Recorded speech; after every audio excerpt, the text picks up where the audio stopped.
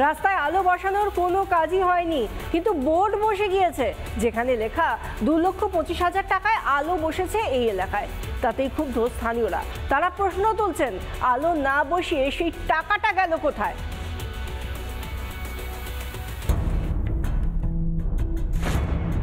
Light পোস্টের কাজই হয়নি, অথচ এলাকায় কাজ শেষ হওয়ার বোর্ড বসে গিয়েছে।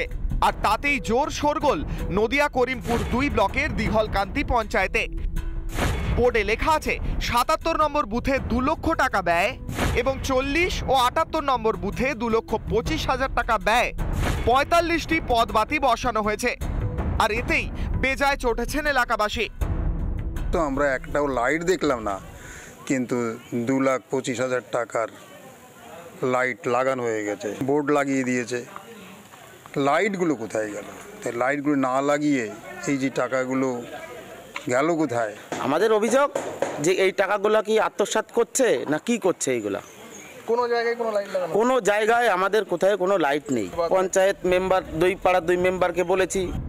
স্থানীয় বাসিন্দারা দুর্নীতির অভিযোগ তুলে সোচ্চার হতেই ভুল হয়েছে বলে সাফাই দিচ্ছেন দিঘলকান্তি পঞ্চায়েতের প্রধান।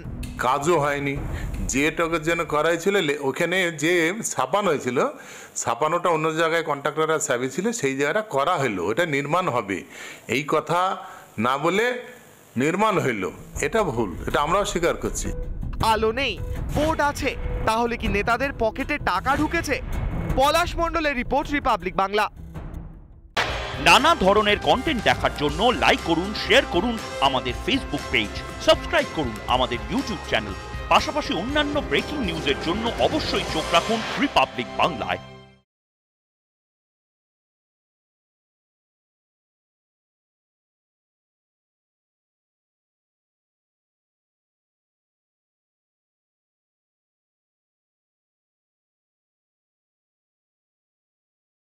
নানা ধরনের কন্টেন্ট দেখার জন্য লাইক করুন, শেয়ার করুন আমাদের ফেসবুক পেজ, সাবস্ক্রাইব করুন আমাদের ইউটিউব চ্যানেল।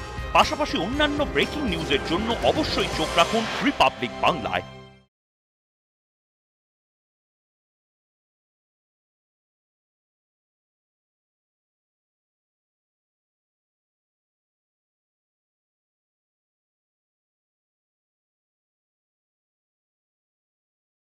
নানা ধরনের কন্টেন্ট দেখার জন্য লাইক করুন, শেয়ার করুন আমাদের ফেসবুক পেজ, সাবস্ক্রাইব করুন আমাদের ইউটিউব চ্যানেল। পাশাপাশি অন্যান্য ব্রেকিং নিউজের জন্য অবশ্যই চোখ রাখুন রিপাবলিক বাংলায়।